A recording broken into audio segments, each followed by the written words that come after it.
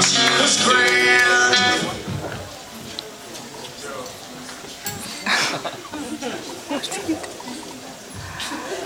First time. So you may not know this by looking at me, but I'm half Indian. That's dot, not feather, for those keeping score. And you know, people are always like, oh wow, that's so cool. You're half Indian, it's all cultural, you know, this and that. But it's really not that cool. Because the problem with having parents from third world countries is that they really know how to punish a child.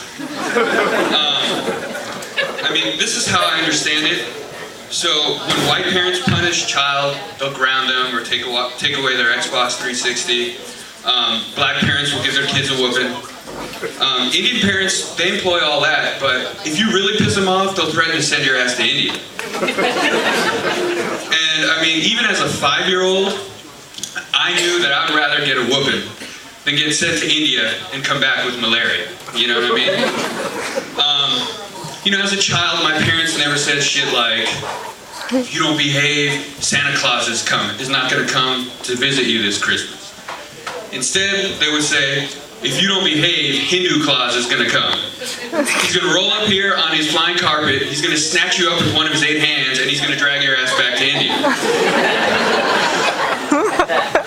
I mean, these Indian parents, they really had, you want to get your child to behave, they really had it down. I mean, imagine 5-year-old children begging for a whooping. You know?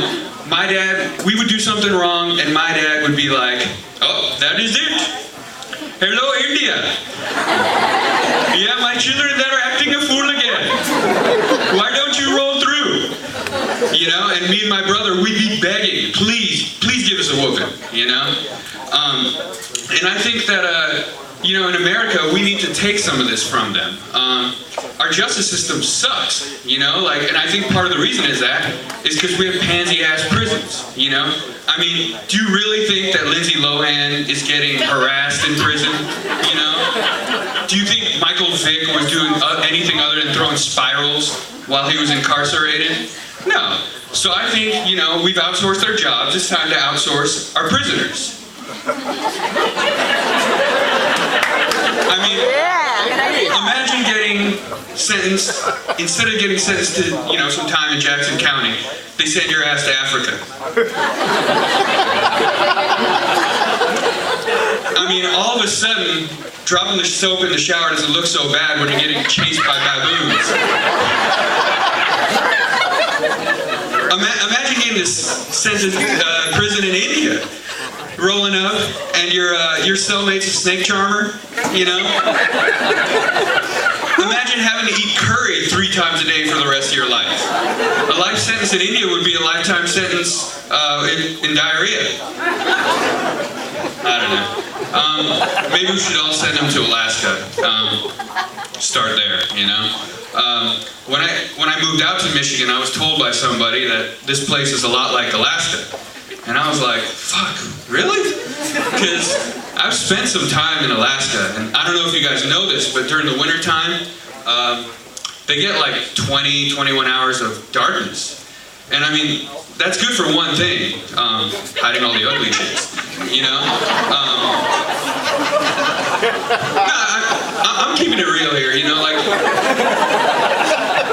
I've been big game hunting before, you know, but the women out there, they were sea monsters, you know?